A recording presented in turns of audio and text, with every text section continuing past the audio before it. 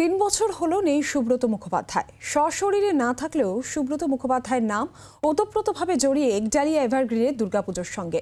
শুক্রবার তার ছবিতে পুজো করে খুঁটি পুজো হলো কলকাতার ঐতিহ্যবাহী এই দুর্গাপুজোর। এদিনে সুব্রত মুখোপাধ্যায়ের স্মৃতিচারণায় মশগুল তার সতীর্থরা।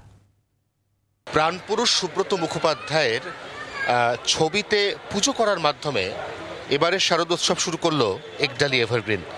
একডালিয়া এভারগ্রিন এমন একটি নাম যা উচ্চারণের প্রায় সঙ্গে সঙ্গে সমার্থক হয়ে ফুটে ওঠে সুব্রত মুখোপাধ্যায়ের নাম।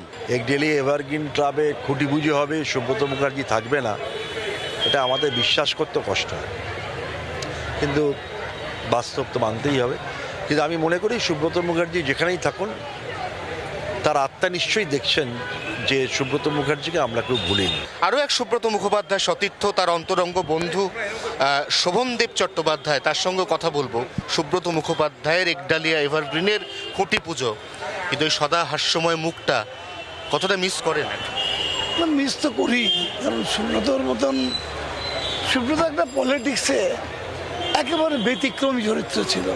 মানে কেউ যদি মনে করতো বা বন্ধু বান্ধব নিয়ে 3 ঘন্টা গল্প করে কাটিয়ে দেবে, তো সেই ক্ষমতাও ছিল। এখনো পর্যন্ত একডালিয়া এভারগ্রিন তার যে ঐতিহ্য বজায় রাখতে পেরেছে এবং ঐতিহ্য বজায় রেখেই মানুষকে আকর্ষণ করতে পেরেছে, এটাই হচ্ছে সবচেয়ে বড় ব্যাপার, যেটা সুব্রত সেই ঝুঁকি নিতে পেরেছে।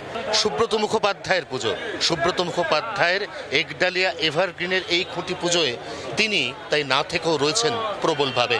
জি 24 ঘন্টার জন্য ক্যামেরায় মিন্টু বসাকের সঙ্গে অয়ন, কলকাতা। বাংলার আওয়াজ, বাঙালির আবেগ, জি 24 ঘন্টা।